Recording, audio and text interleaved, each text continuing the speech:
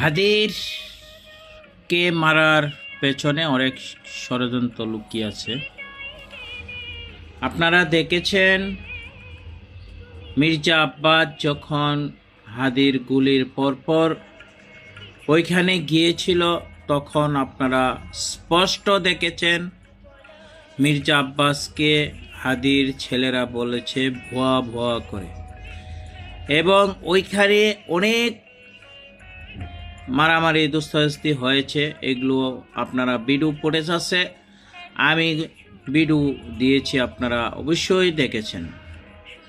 তা আমি আপনাদের কাছে অনুরোধ করব, এখানে আপনারা আরেকটা বিষয় খেয়াল করে দেখেন, যেখানে হাদিকে যে ছেলেটা গুলি করেছিল ছাত্রলীগ নাম বলে, 5 আগস্টের পরে এই সেই কুলাঙ্গার ছেলে, ছাত্রলীগের নামদারি যে কুলাঙ্গার ছিল, 5 আগস্টের পরে সে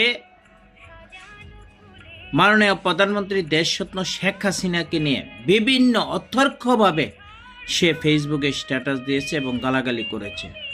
তাই আমি ওইদিকে বলে আরেকটা কথা আপনাদের সাথে সংযুক্ত করতে চাই, যেটা হলো আপনারা দেখেন সাদিক কায়ুম ঢাকা ভার্সিটির যে নির্বাচিত ডাকসুর ভিপি, তার কাছ থেকে তার সাথে বসে সে গত 1 সপ্তাহ আগে চা খেয়েছে ক্যান্টিনে বসে, এবং তার সাথে অনেক গোপনীয় আলোচনা করেছে। তাই আমি এগুলোর সাথে সংযুক্ত থাকার জন্য আমি মনে করি, এবং বিশ্ববাসী মনে করে সাদিক কায়ুমে এর সাথে এবং জামাত শিবির এর পেছনে অনেক ষড়যন্ত্র লুকিয়ে আছে।